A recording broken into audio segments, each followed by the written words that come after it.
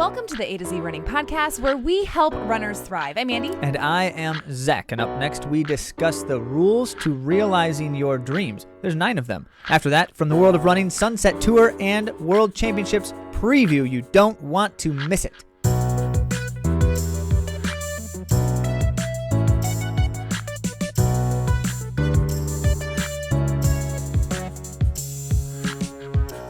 Don't forget, if you want to be featured in our end of month Q&A episode, go to AtoZrunning.com/question so you can submit a question, and then your question will be featured with our answer. That's a lot of questions. No, it would only be one. Well, or a few, because the episode features a few. Awesome. Well, speaking of which, we had our last, that would be June episode, and we talked about wet shoes. Someone had a question about wet shoes, and we gave you a lot of ideas on how to dry them. And I love the feedback that I got from some of you with more tips as to how to dry your shoes. Wait. So are you saying you weren't satisfied with our answer? Our I answers love when people tell us their ideas. are guaranteed to be thorough and complete. So Kelly, I'm going to just ignore that.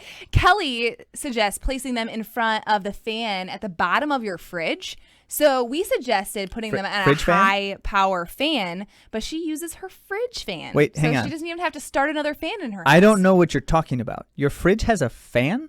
Probably at on the bottom of it? I'm guessing. I mean, that's what she said. Ours does not. Well, so for those that do, I'm not aware of this feature. That's an opportunity for you to dry your shoes there. Does it dry them or freeze them? Isn't the fridge cold? I bet it'd feel nice on a hot day to put your feet into some cold Your frozen shoes?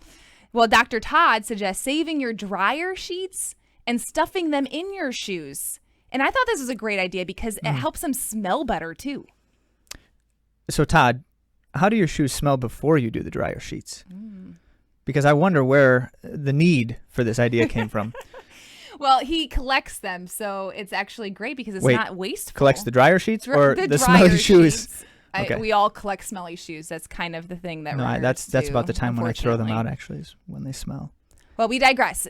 We do have a promotional code for you. Again, we're talking about Flip Belt. That is a belt we featured on Instagram, if you've seen it there. It's a great opportunity to take things on the run with you. So you need your hydration, your fuel, your phone. You can put them in this belt and it stays secure. It doesn't bounce, which is what I was looking for in a belt after having some not so fun experiences with bouncing belts on long runs. I don't know if Please elaborate. I'm very curious. I'm sure many of you have experienced that too. I can't be the only one when the belt bounces with your phone on it, and then you end up getting chafing and all kinds of unpleasantries. So speaking of a flip belt narrative anecdote for you, I have one. Okay. I was running the other day and it was hot because that's what happens in the summer in Michigan. And I was sweating because that's what I do when it's hot in the summer in Michigan. And I was wearing those earbud things that are supposed to stay in your ears, but when you're sweating and it's hot, they don't as well. But I had my flip belt, and so as they were falling out of my ears, I just quickly stowed them away for the rest of the run, and I never had to worry about them. They weren't going to fall out, and they weren't going to cause me any, bouncing belt chafing? Is that what you were describing? Yes. Okay, none of the above. That's so great. It was great. Yeah, you should have been wearing my bone conduction earphones. That's not what this feature is about, Andy. That's true. So the code, AtoZrunning 20. That's AtoZ Running 20. So make sure you head on over to Flip Belt and you can get a discount. Speaking of places you can head on over to, if you're looking for a race in West Michigan in the very near future, depending on when you're listening to this, it might be too late, but in the very near future, they have the Lake Michigan Road Trail Sand Race in Holland, Michigan, and it's like the epitome of summer in a single race. You get to literally run on the beach, on a dune, in the sand, which may not sound quite as appealing when we're talking about races, but it's a load of fun. What day is that? Yes. It's on the weekend. Okay. Dates are hard. I didn't write it down. Yeah. It's July 16th. Okay, Look at that. thank you. Right off the top of my head. Good math. Awesome. Fantastic. Well, now on to our main topic.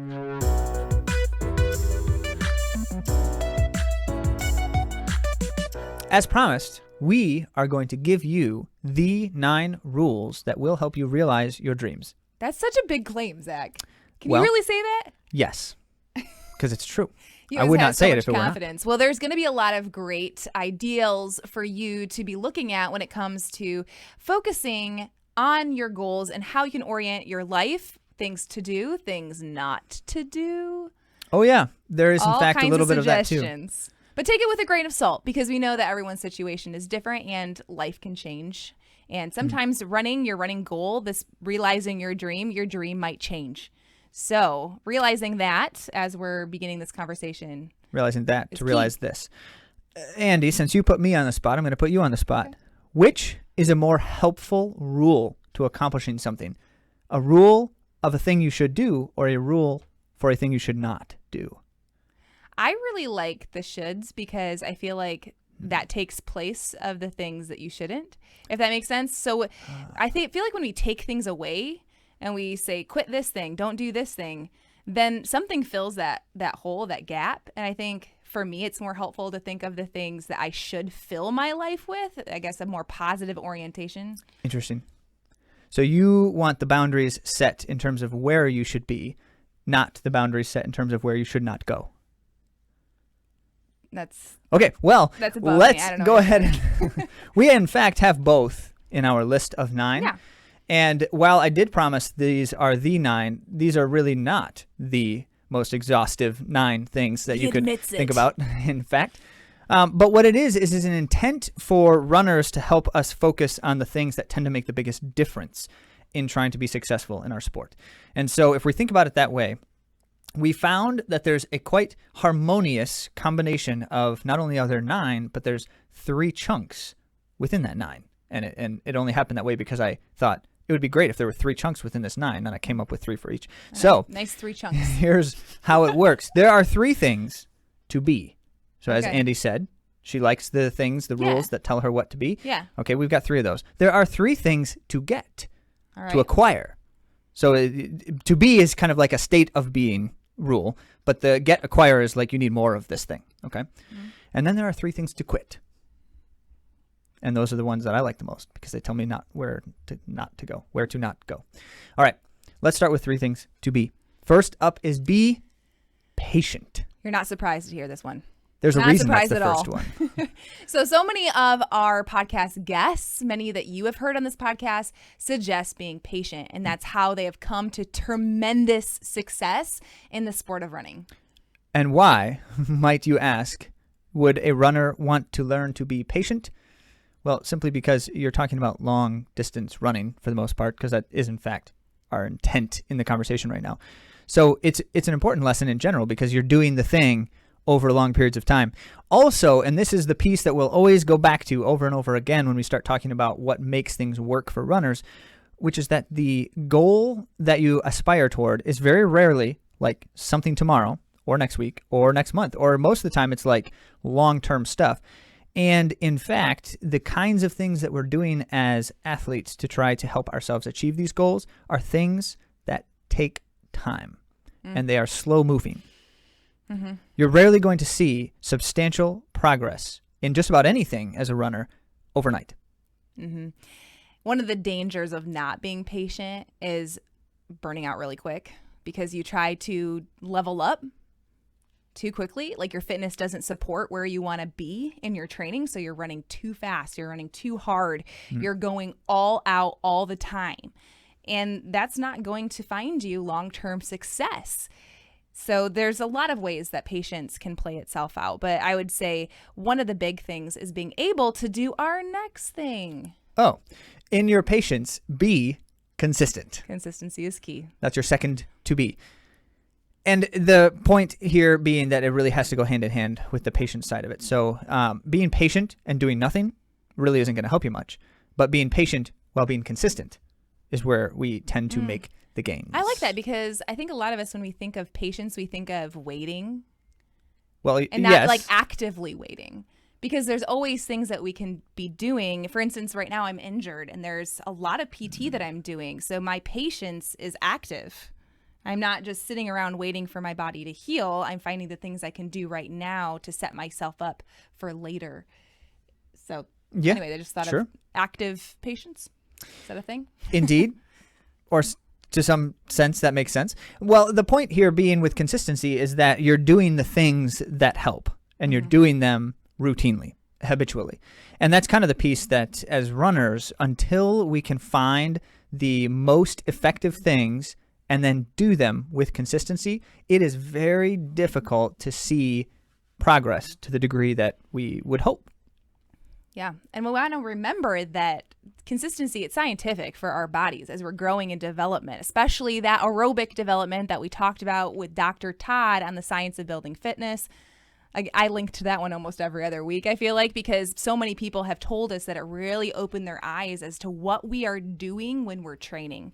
So consistency over time is going to breed the best success in your running, especially if you can do that healthily. So that's where the patience kind of plays back into it, because if you're able to do healthy cycle upon healthy cycle, you're going to become a better runner and you're going to have more fun, because who doesn't want to be healthy? Yeah, and you have to remember too, as Todd shared in a separate interview, separate conversation, we also tend to lose things a lot more quickly than we gain them in our sport. And so as a consequence, I can lose 6 months worth of good work by a couple weeks of, well, not That's really not a couple true. He's weeks. exaggerating. But yes, I am exaggerating. But we still lose things more quickly than we gain them. That's true. And so as a consequence, the inconsistency pays worse, pays greater, pays... Well, that's a bad analogy. But the inconsistency is worse for us than the consistency is good for us, if that makes sense. So then we have to be consistent for a more substantial period of time. That it kind of goes back to you've read all of the stuff about like habits, and you have to do something for so long before it becomes a habit, and at the same time it's like easy to lose good habits. The same thing functions here in terms of building fitness, as it were. And I'm going to tie it back to the consistency thing again. I can't help myself with this, because when we do burn ourselves by going too hard in the short term to try to make up gains that we missed because maybe we missed time in the sport, or maybe our goals are really big, then it doesn't allow for us to have that consistency. So, and then we feel badly about it. Then we're feeling bad. So then sometimes we try to catch up again, and we play this insanity, right? That's doing the same thing but expecting different results. So we're running really hard, and then we're kind of injured, kind of hurt, kind of burnt out. So we take that time off, and then we try to do it again and again. And really what we need is to be more patient and to come into a smarter way of training where we're slowing down and we're listening to what our bodies need as intuitive runners. Worse still, it doesn't even work that way.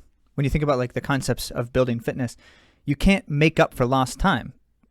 Physiologically, it just doesn't function in that sense. So think about it this way. If you're training at the maximum potential to yield the best possible adaptations, and you lose out on something, going back to that maximum possible training, in other words, doing the same thing you were doing before, like getting back into the routine, is the best thing you can do to continue making the gains. If you try to overdo it, you're not gaining anything more by that. As a matter of fact, you're probably inhibiting some of the adaptations you would otherwise be gaining. So once again, the consistency plays back into the conversation. In so many ways, if I have to make sacrifices as a runner to try to achieve my dreams, the thing I'm sacrificing for, in a sense, is to have the consistency.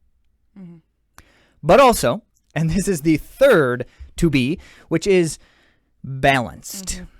We must be balanced, because if this game is a long-term game, as it certainly is, if our dreams are big and down the road and important to us, if we throw off the balance, and we're talking about like balance in the training side of it, we're talking about balance in life and relationships and such like that. If we throw off that balance, we can probably get away with that for short periods of time. And we've talked with runners about this, as a matter of fact. There are times where we talk to our family and say, for the next couple weeks, I got to do some things that are going to make me less available to my family, but it's only a couple weeks, right? And if your family agrees that that's an okay thing, if they disagree, you got to go back to the drawing board. But the point being, the balance over time matters, because when it's off, things rarely ever work out. They rarely ever stay consistent. Here we go. And the pressures that we tend to experience from other angles, like mental pressures from, just being exhausted, and emotional pressures from the weight of relationships and the things that aren't going well in life in general, all that kind of stuff tends to cause other problems in our training as well. So while it's not all about training, the other things also influence training. And I'll be so bold to say that running, for most of us, is probably not the most important thing in our lives. Bold. How dare you?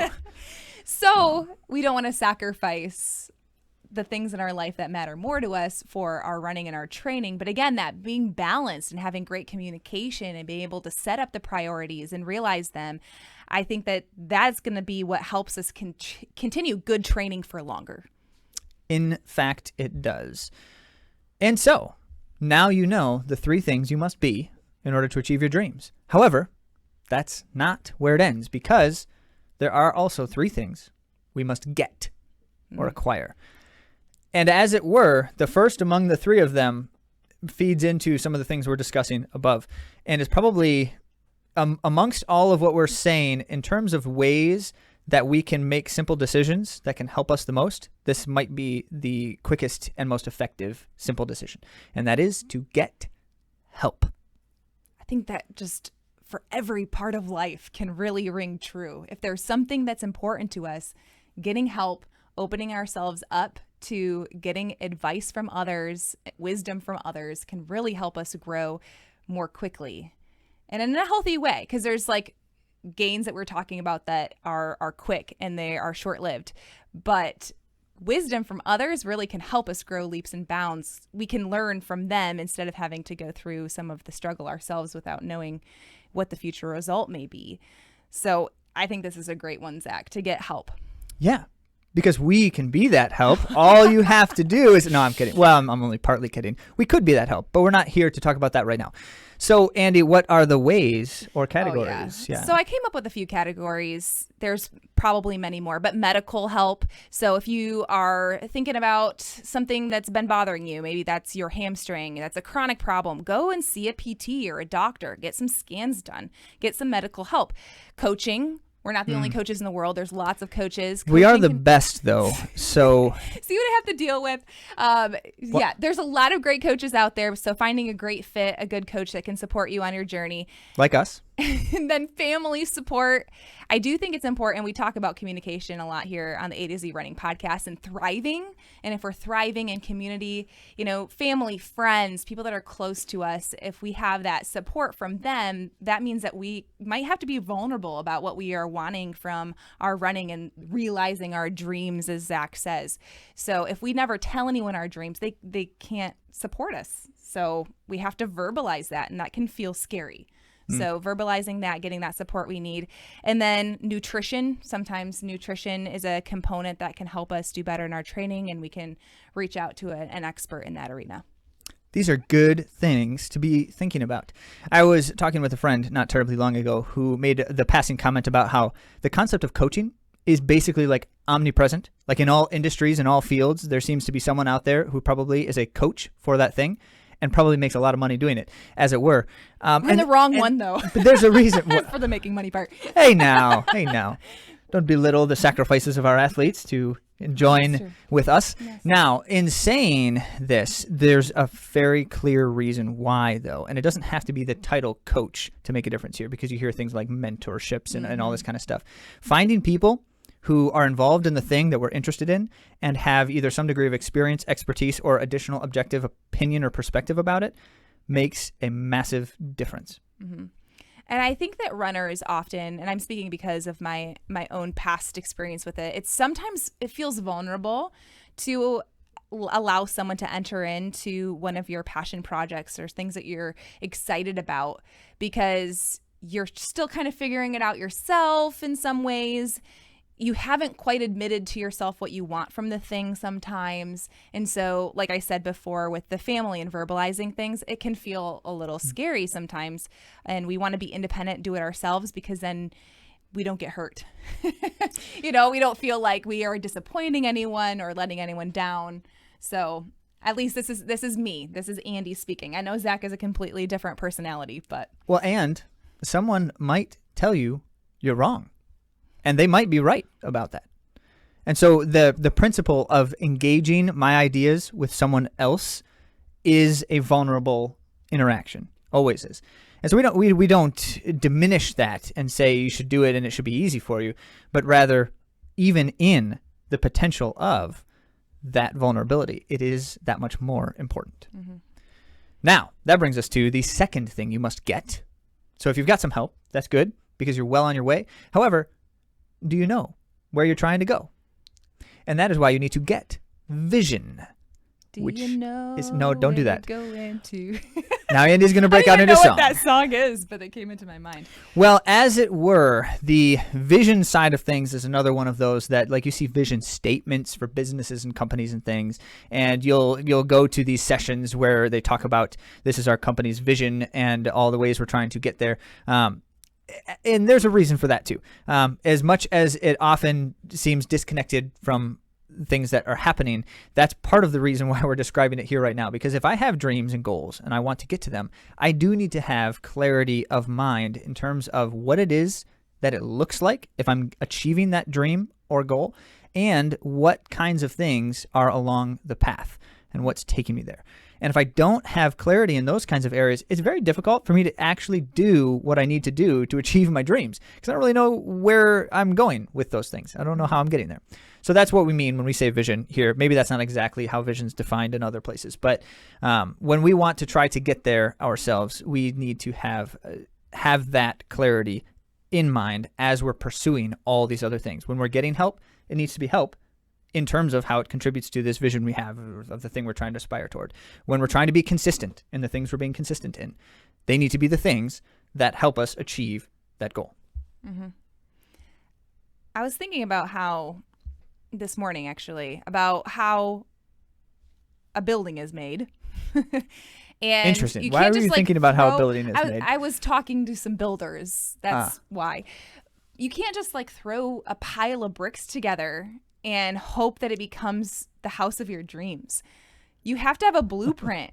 You have to plan these things, because you can't just throw it all together and then hope that it works out. Even if you put so much tireless energy in, even if you have an amazing vision of what you want it to be, if you don't have a path to get there, it's futile. Then you just have a pile of bricks.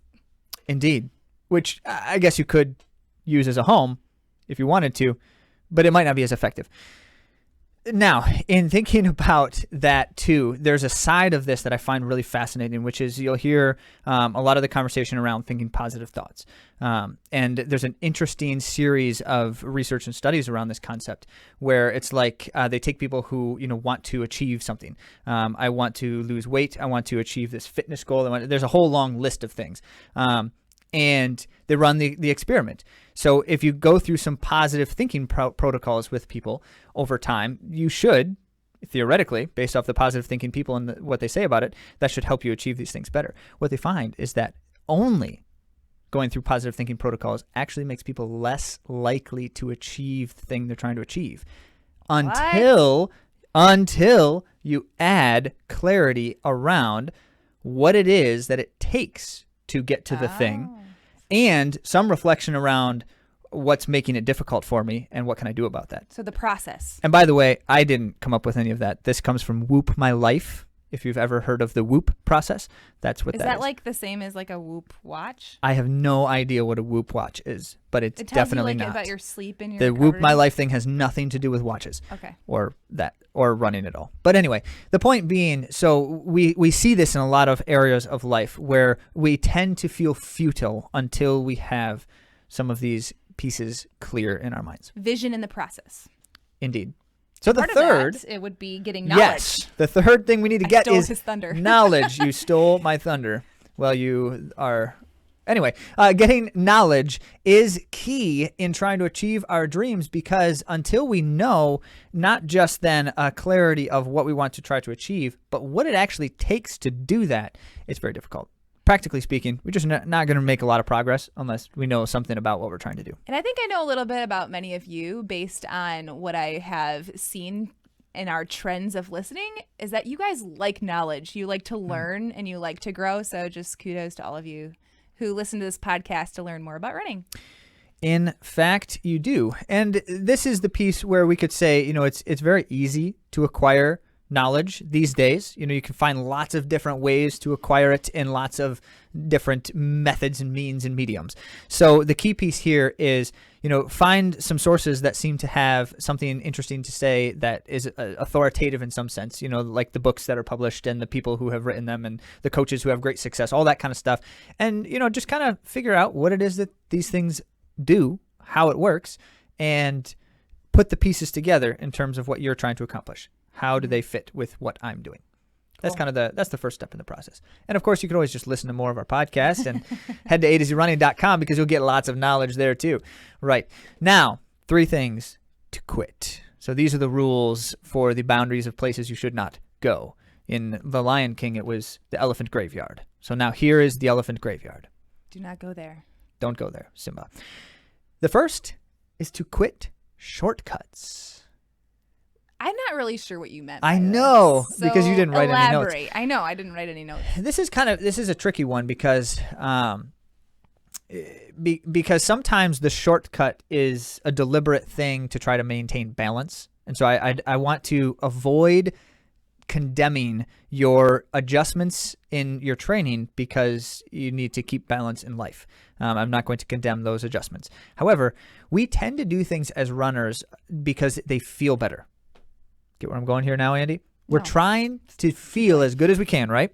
And so things like, well, if I do this workout in my super springy carbon shoes, I will feel much better. And it will look better on Strava because I'll be running faster. There we go. So, okay. So I start to try to make choices because I like the way it feels better or because I like the way it looks better. And suddenly we're starting to make bad training choices for reasons that don't support our dreams or our vision. And why do I say it that way? Because if you do things like, wear the super shoes in your training runs, yes, it's true. You can recover faster. We know that is a fact. Also, it just feels way better and you tend to run a little bit faster. However, the reason you're recovering faster is because you're not stressing your system as much. And the point of the training run is to stress your system. So you are taking a shortcut. And it can have a certain kind of benefit. So I would never say never wear super shoes. Well, you definitely want to practice, but you've heard us say that before. So that's one example. And there's a lot of them that are like really small things, but we tend to do them a lot over time. And it has small negative contributions that when added up can be substantial. So we're really not talking about runners making these like terrible choices for these shortcuts. We're talking about these little things that we're trying to tweak for a convenience or because it looks better on Strava or some of those things. This is a really sensitive topic, but I do want to broach it because I think that it's there's a lot of people who are in the running world that struggle with this, and that is losing quick weight while training. And although sometimes you can see the rewards of that right away, you're not nourishing your body, so you're not able to recover, and therefore you're probably going to end up getting injured and fatigued and burnout. So skipping meals while you're in training to try to cut weight or try to get to some ideal race weight that you think you have for yourself, that is a shortcut that in the long term will come to bite you. And I know it's a really sensitive topic, but I do think it's important for us to keep in mind taking care of ourselves and taking care of our bodies and not doing things that we think will help us get ahead that will be to our detriment in the long term. So like that's a good example in terms of, go back to the get knowledge piece then. Figure out how the body functions and how it does the thing that I'm trying to get it to do and learn a little bit more about how that interacts with most effectively with the kinds of things we can do to make a difference. And that can often then be much more fruitful, as Andy said. Now, the second thing to quit is quit compromise. Be uncompromising. Actually, I don't agree with him. Yeah, on that. so this is actually, in fact, this is probably another one that I have to like caveat over and over because it's not true that you should quit compromise altogether in anything. I mean, that's a really bad piece of advice. However, Stop. What I'm talking about is in principle, the compromises that we make, and it kind of goes back to the same principle as the shortcuts, the compromises that we make in terms of like, I really want to accomplish this dream and this goal, and I know I need to do these things to do it, but I also really want to watch that show tonight. But I also really want to just sit on the beach right now. And I really want to, and so like we compromise in our training for other life conveniences or unnecessities, if that's a word, which it isn't.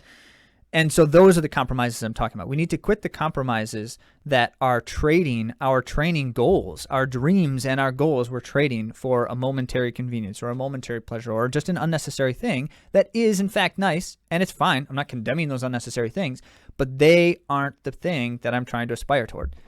That's the compromise that we need to quit.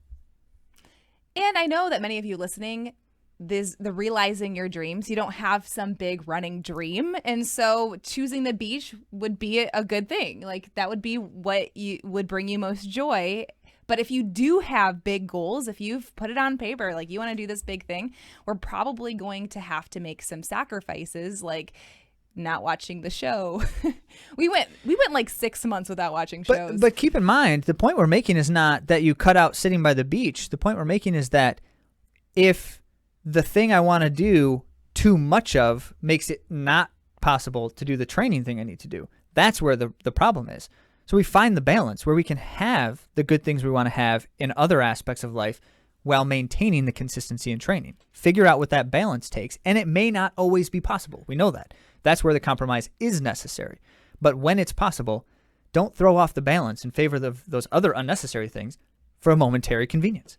You've heard me talk about this a lot, but I'm going to change yours. You're going to change me? I'm going to change it. Me. Quit, compromise, be clever. No. It doesn't actually say a B there. It just says a quit. Quit, compromise, be clever. So you're saying quit stupid compromise? I'm that a better? saying be clever. So we talked about the show. I should say if there's quit a show you want to watch, there. Colleen Quigley, she told us that she watches shows while she is cross training. So she's kind of double dipping there.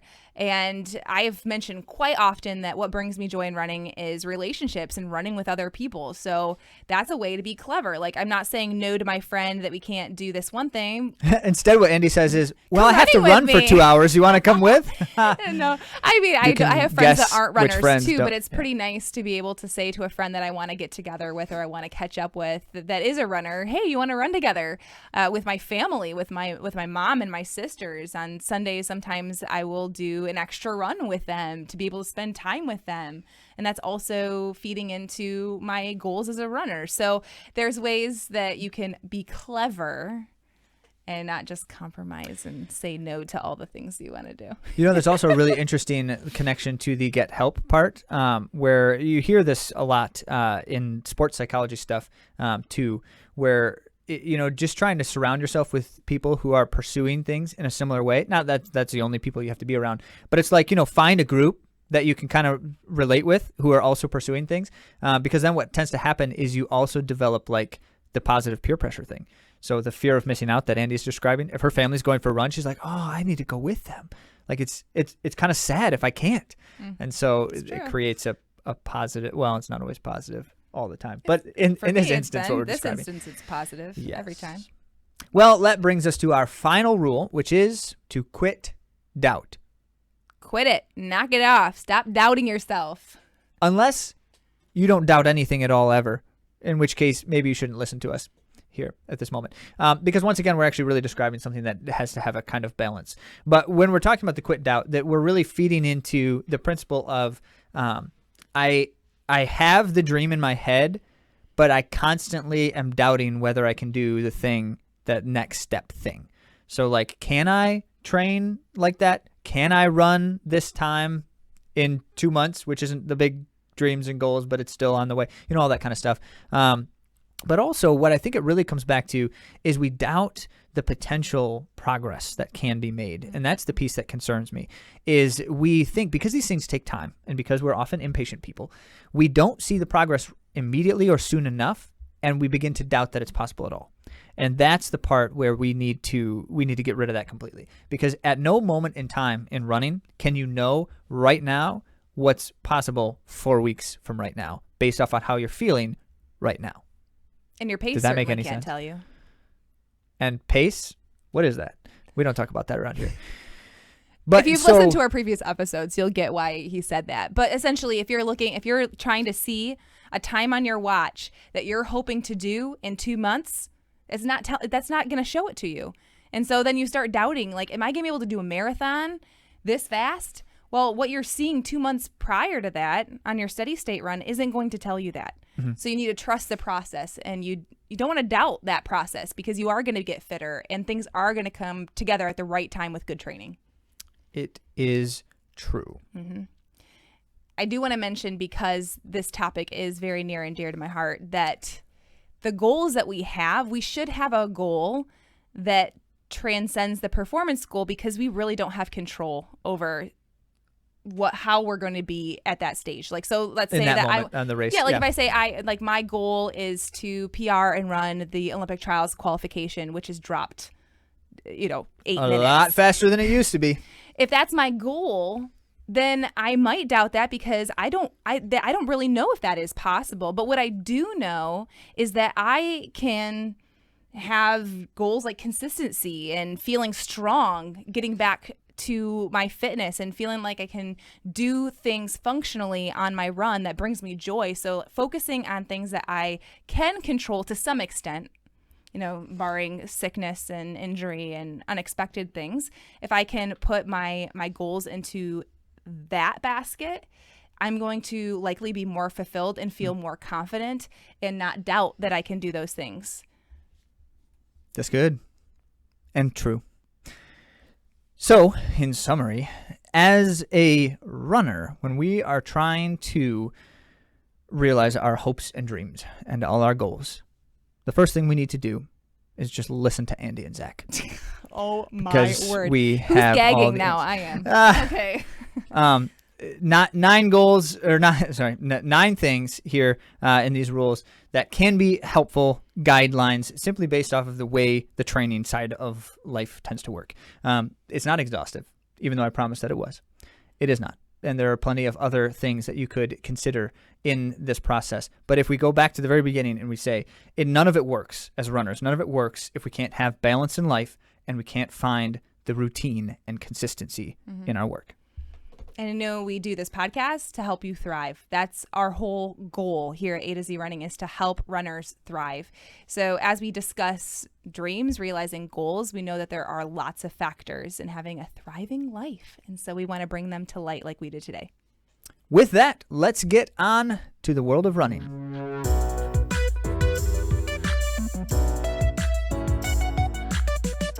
As we love to do before we get into the world of running, let's talk a little bit about some A to Z runners. And there's just so much to say. It's a fun time when people are running races all over. It's great. Bill, congrats on winning another 5K. And I think this is actually his second one in like 5 days. Yeah. So Bill won a 5K just recently and won another one on Independence Day, so he's just kind of racking up the victories. It's a great job. Christy in a half marathon, great work. Chad ran a 6-hour race. It's one of those crazy ones where it's a 1 mile loop. This is a trail ultra. It's a 1 mile loop, and you do as many loops as you can until the time runs out. And then that's like how you decide who won what. So they don't time it. I mean, they kind of time it, but they just count the loops. And so like the record board is 30 loops or something. It's We're very cool. eager to actually see the official results. Yes. They haven't come up on the website yet. We know he has completed it, and he did really well. So depending on, we got to find out, because he looks like he might have like cracked into the top 10 all time on this course. Whoa. Yeah. Congrats, Chad. Cool stuff. Nice work, Chad. Even if you didn't crack into the top 10, still nice work. Yes. Martha ran a 5K as well. And then we just wanted to give a quick list here because we had already recorded our conversation prior to the Independence Day 5Ks when a bunch of people were racing. So let's just give some shout outs to Andrea, Christy, Madeline, third in her age group, Mike, Pete, Laura, Bill, we mentioned his other victory, Kelly, second in her age group. A lot of good performances in the last week. Very awesome. Cool. Now on to the Sunset Tour. Not a lot is going on in the world of running because the World Championships begin next week Friday, or this week Friday, I should say. So that will be very exciting. But some that did not make a world team will still be competing because they have really high levels of fitness. They all are in hopes of running something like the World Championship, so they have continued their seasons in some of these races. So the Sunset Tour, the women's full mile is what I want to highlight today. So Tyron, is that how you say it? Taryn. So I said it wrong earlier, and he corrected me. Rawlings, she achieved the fastest women's outdoor mile this year, which is in the world. In the world. Very nice. And she clocked a personal best time of 4:24.95, and she improved on her time from last year, which was her previous PR at the same meet, 4:28. Nice. Yeah. 4-second PRs. Yeah, yeah. It is hard because we have such a stacked field in the U.S. for these middle distance events. She was 12th in the women's 1,500 meter at the U.S. Championships, which then were the selections for the World Championship. So you can see how hot our field is, that the fastest time in the mile for the year didn't make our team, but it just shows you the depth, which is really exciting. We do have to slightly caveat that, though, and simply that there are very few outdoor miles. However, in the she is in the top 20 all for the American all-time. Yes, so and that is great. that's I'm not belittling the fantastic. accomplishment. Yeah. I'm just saying it's just one of those that's not quite very contested very often. It's always fun to hear the last lap split. She ran 62 for her last lap. That's fast. Smoking. Yeah. And Allie Wilson, who ran a second lifetime, or she was second place, sorry. She ran a lifetime best in 4:26, and that's number 2 global outdoor this year. Yeah. Very nice. And she was 4th, just out of the spots for the 800 at the U.S. Championships. And we'll talk about how strong our 800-meter women are. And it's impressive. So the fact that Allie was 4th, it just shows you what an amazing athlete that she is. Speaking of amazing athletes, what we want to do next is give you kind of like a kind of preview of the World Championships. We don't want to exhaust you by just listing everyone who's competing and everything. So Andy's going to share her couple favorites, and I also wanted to give you our U.S. athlete medal predictions. Which this is always scary to me are because highly insubstantial. I know that anything can really happen. And we're probably going to be wrong on all of them. The level of competition is so high, and we have so many fantastic runners and different. It's interesting because we've found with someone like Paul Chalimo, for instance, like he was someone that people would underpredict because his early season did not show that what he was going to do when he peaked. So he was really, really good at peaking. Clayton Murphy is one that sometimes will do that as well. Some of these runners that are just really good at peak performance. So you never know. Anyway, that's my caveat. Indeed, you never know. As it were, we're still going to make an attempt because it's a little bit fun. I don't know if I can stand behind it. You definitely are going to be standing behind some of these. Oh, yeah. So let's start with the marathon. In the women's marathon, I am calling it right now, Kira D'Amato is definitely medaling. I'm saying it. He's as big a fan as I am of Kira D'Amato, which I'm loving to see. So Kira D'Amato, remember, she's an alternate. She was not originally wasn't even on the team. Originally. Yeah. But she is our U.S. marathon record holder in 2:19. So she's I've been saying, the best alternate ever. She's fierce. She's strong. She's been racing really well across many distances. These are all signs of medal potential. And especially because, these marathons in the World Championships are not super fast marathons. They're much more tactical, and that will also favor her because she's very fast in shorter distances too. Yeah. Yep. So you heard me. Mm-hmm. You heard me. All right. And the men's 10,000, I really don't know. I don't have like a reason why I'm saying this except that I just like Grant Fisher, so I think he could medal. Joe Klecker? I mean, okay, so yes, there are multiple Americans who have the capacity to race the front of the race in the World Championships, but Grant Fisher's kick is just so crazy. So is Woody Kincaid's. Yeah, but he's not in the 10,000. Oh, you're right. So I think Grant Fisher does have medal potential in the men's 10,000. He's also one of the fastest all time. That time you remember that race, so he's got it. We'll see. In the women's 10,000, I couldn't quite decide, so I actually lumped the 5,000 and 10,000 together because between the two of them, I do think that either Elise Cranny or Carissa Schweitzer will medal in something. That's the way I'm saying it. So that's less a prediction and more just like a flip a coin. They always are so close. Their finishes are always so close. And Elise Cranny seems to always beat Schweitzer at the U.S. level stuff, and then Schweitzer seems to always beat Cranny at the international level stuff. But that's not always true. It's just like that's the trend. He just liked to use the word always before he said it too many times. Okay. Yeah. Women's steeple, of course. You have such strong American women in the steeple, Frericks and Coburn. And Waymont, too, though. She's coming on strong. Yeah, but she's not going to medal. You don't think so? No, but so Not yet. Frericks and Coburn have both medaled in multiple different World Championship level Well, they were stuff. second and third at the World Championships in Doha. And Frericks has a silver medal from Tokyo, and Coburn has a gold World Championship. Like, both of them have done this many times. So it's not we're not making a prediction by saying one of them is going to medal. We're just simply saying they've done it. One of them is likely to medal. Mm-hmm. However, the prediction is which one beats the other. Yeah. Well, Frericks does have the faster time. She's the American record. Yeah, but Coburn looked way better in the U.S. Championships. Yeah. But I do want to remind everyone that she ran under 9 minutes. She's the first female to ever run under 9 minutes in the U.S. Fourth all time. Fourth all time in the world. Yeah. Yeah. So my money is on Frericks for this one, but we'll see. Yeah. And not literally. I have no money on this race. In the women's 800, I'm calling a U.S. medal sweep. However, if they don't, it's Keely Hodgkinson who breaks them up. That's what I'm saying. Okay. Yeah. I mean, that prediction sounds pretty good. Yeah. Okay.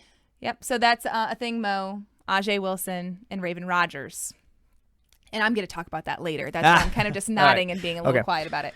So the other thing that I want to mention in terms of just thinking ahead now for the championships is just the interesting international strategies that you tend to see. And so we've talked about this before, like the different countries have qualification processes that are very different. And so it's always kind of fascinating to see how the selection process works. In the U.S., it's not very interesting. It's just the championship. And then as long as they've got the time. And the reason that they say that they do that is because they want to open up the Olympic dream to anybody. Which I actually like that, because if you don't have the opportunity to fly to all these diamond leagues and you're not ranked, then you still have the opportunity at the U.S. Championships to beat people who have traveled all over the world racing. You know, if you don't have that kind of ability to do that. You're also kind of conflating the world ranking standard qualification process too. But the examples are most countries. Most, if not nearly every country outside of just a couple, have some amount of discretionary seats for the team. And so what they'll do is it's like one person gets an automatic qualification by doing a certain accomplishment, and then the other 2 spots, or 3 sometimes if they have a medalist from, which they tend to do in the example I'm about to give, they just choose it. Largely at random. I mean, obviously there's reason for it, but they don't necessarily have to give any rationale. As a matter of fact, most countries don't give any rationale, period. So get to this. So Ethiopia did the most fascinating thing this year. They changed their team selection 3 times in the last 2 weeks. So they announced a team on, well, it's not just 2 weeks, it's like the last month now. And they announced a team in the middle of June. And that's par for the course. It's about a month before the championships. That's normal. And then, not long after, they announced a team again. But it was different. So they changed it, which is strange. Why would they change it? But also, why would they change it so soon after they made the first announcement? And then, on the last possible day, so entries were due on July 5th. Entries are due to the World Athletics Committee, and so you have to have your team finalized at that point. The day after entries were submitted, Ethiopia announced, oh, by the way, we had made a few changes yesterday as well to the team. And by a few, they changed a bunch of people.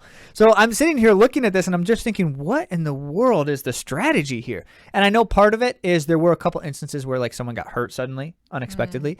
And so this is one of the pros for doing this in this way, because someone got hurt, Ethiopia immediately just says, okay, you're not on the team anymore. They don't have to go through any kind of protocol for that. They can decide because it's a discretionary seat. Yeah. For instance, in the United States, if someone gets hurt who has already qualified, they can themselves still hold their own seat, even if they're running on a broken foot in the championships. And a lot of people have been frustrated about that because it's like you've got people who are clearly not going to represent your country well because they're literally injured at the time of the race and know it, and yet the committee can't do anything about it unless the person bows out. So anyway, that's part of the rationale for some of these discretionary things. I think the other part is that they changed it is because it was advantageous with the competition. Yes. Because I'm going to get to that in just a minute. So there is, yes.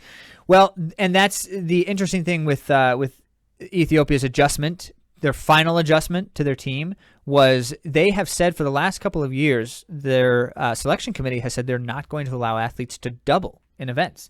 And they stuck to it in the Olympic Games, and it didn't go super well for them, meaning they had some people who were just killing it, but only ran one event, and they could have medaled in multiple events. Like, 2-time world record holder Letesenbet Gide, who only ran one event in the Olympics, even though she holds a world record in 2 of them. So that's a good example. Now, in this instance, that was what the change was, is a whole bunch of people who were only entered in one event, suddenly now they're entered in 2. And you know why? Because they're the champions who have been winning events, and they've got a good chance at winning multiple events. Yeah. interesting stuff. Very interesting. And now we're really excited to see how it goes. How it unfolds. Well, a couple that I'm really interested in. I'm interested in all of it. I love all of track and field. But there's a couple in particular that I've got my eyes on. The women's 1,500 meter run. A couple of things that I wanted to mention. You know, Zach often talks about Jakob Ingebrigtsen. I was surprised he didn't just now. Who's that? Who's that? Is he a runner? Does he run? Word. Yeah. So that's hilarious that he did that with all of us knowing how So much he funny. likes That Jakob was. If Ingebrigtsen. you're not laughing out loud right now, you're cruel. Okay. I like Faith Kipyegon as much as he likes Jakob Ingebrigtsen. So Faith Kipyegon is in a league of her own. She'll be running the 1,500 meter run. And a couple interesting things about this event. We talked about some changes that were made. Gudaf Segei is now of Ethiopia. Is now in the 1,500 meter run. She won the world indoor title by over 5 seconds back in March. And then behind her is 21-year-old Hirut Mesheshna. Sorry, I'm Meshesha. sorry, guys. And then so those are in mix for a medal perhaps as well, along with Sinclair Johnson, who ran really, really well at the U.S. Championship. We had mentioned that she switched training groups, which ended up being a really good decision for her. And she's been just rising to the top. Literally, she won the U.S. Championships. So very exciting to see. So you think she's got a medal potential? I think that she could sneak the third one. I think the first two are not super possible. I think that Faith Kipyegon and Gudaf Segei are kind of just gonna. I think Faith Kipyegon's gonna win, and Segei is gonna chase after her. That's my guess. All right. And then the third one is kind of open. I'm gonna guess that. So yeah, I think Sinclair Johnson's fifth on the list. Fifth fastest time this year. Yeah. Fifth fastest time on in the field. Entry list. In the field. Yeah. Yeah. Cool. I put more information on AtoZrunning.com, so you'll be able to see more of like who's in the mix for that race. Okay. And I didn't put her name on here because she wasn't in the top 5, but Ellie Perrier St. Pierre is also in that race, and she's never one to count out. She didn't have a great U.S. championship, but it wasn't ideal conditions for her. She had to lead the race. She's frustrated. She's had to do that every time she runs a championship. She tends to have to do that. But in this instance, she won't have to lead it. You don't know that. I don't think Faith Kipyegon and Gudaf Segei are going to make her lead We'll it. see. We'll see. We'll Faith see. Kipyegon can win any race. She can win any type of race. So it can be slow. It can be fast. I don't think she'll bother with trying to control it. Yeah. She's of Kenya, by the way. Women's 800 meter run. I've been relentless in talking about this event because we have some of the best in history that are representing Team USA, not just in the USA, but in the world, some of the best in the world. So we've never seen a world champion from the US though, which is in the women's 800? Isn't that interesting? I did not know that. No, I know. I thought it was interesting, so I thought I'd include it. I think Mo kind of overshadowed that by winning an Olympic title, but never a world championship title. We've won 2 Olympic golds in the women's 800 meter, but never a world champion has come from the U.S. Interesting. Yeah. So will it be the story of... One will this year. Yeah, I'm going to predict that as well. We'll see. Will it be a story of like the youngsters? Will it be a thing Mo or Keely Hodgkinson? Or will it be Ajay Wilson, who has been running better than she has in years? We have to keep an eye on her. I'm going to link to her podcast episode. It's one of my favorites. You missed one of the other youngsters, though. Kenya's Mora. Yes, I did miss that. That's kind of a new-ish new on the scene addition to the top runners. She ran recently a race that was faster than Keely Hodgkinson. Oh, here it's 157.68. And she beat Keely Hodgkinson, which is saying something. Keely Hodgkinson, you'll remember, was on a thing Mo's tail at the Olympic Games, running 155, getting a new British record. Well, a thing Mo was getting the American record of 155 low. So it will be interesting to see what happens here. Very interesting. And again, with Ajay Wilson, I want to come back to her. She won her first senior gold in Belgrade recently, and she has 3 world indoor medals, an outdoor bronze, and then, like I mentioned, she just got that first world championship for the indoor, that title. In 157.23, we can't count her out. She's the second. No one's counting her out. Exactly. So she's second now on the list for this year, for this race. She's ranked second. So exciting to see. And when it comes down to it, in the women's 800 meters, there are certain people who are just always there in the championship races. And so it's just always fascinating. We've got one of the most stacked possible fields this year. And at the same time, thoroughly confident that there's some and then Raven Rogers, who was bronze at the Olympic Games. She's one who knows how to run a championship race. She knows how to storm down the home stretch. Okay, that is indeed true. true. I mean, she's always passing numerous people in the home stretch. So here's what we're going to do. Next time you hear our voices, we'll be talking about the World Championships beginning, because it's a multi-day event. 10 days? Yeah, 10 days? spans a week and change. And so what we're going to do is we're going to give you the results and updates and interesting stories in 2 parts. So next week, you'll hear about the beginnings of the World Championships, and then we'll fill you in on the rest. I'd love to hear later. your predictions and what you're excited about too. So if you want to shoot me a message on Instagram or something. I am such a track nerd. So if there's any other track nerds out there, let me know what you think's going to go down at the World Championships. And speaking of letting us know what you think, if you have questions about your training or other things related to the running stuff, remember that we want to feature them at the end of month episodes when we do those things. Because, in fact, while we do like hearing ourselves talk about our own ideas, or at least I do, kidding. But in fact, the thing we like the most is your thoughts and getting to interact with you, your questions, but also, share the comments and the stuff. And Andy likes to post her silly questions on social medias, and you give her silly answers, and they make for lots of laughs. So do those things and go to AtoZrunning.com/question to share a question with us. So we will indeed provide our thoughts there. And then when you get stuck and you're thinking to yourself, I want to realize my dreams, and I'm trying to follow those 9 rules as best I can, and that Get Help one has got me stumbling. Well, stumble no more. Go to AtoZrunning.com, look for the word coaching, and see if there is a service there that might be what you need. Thanks for joining us, and we'll talk to you next week.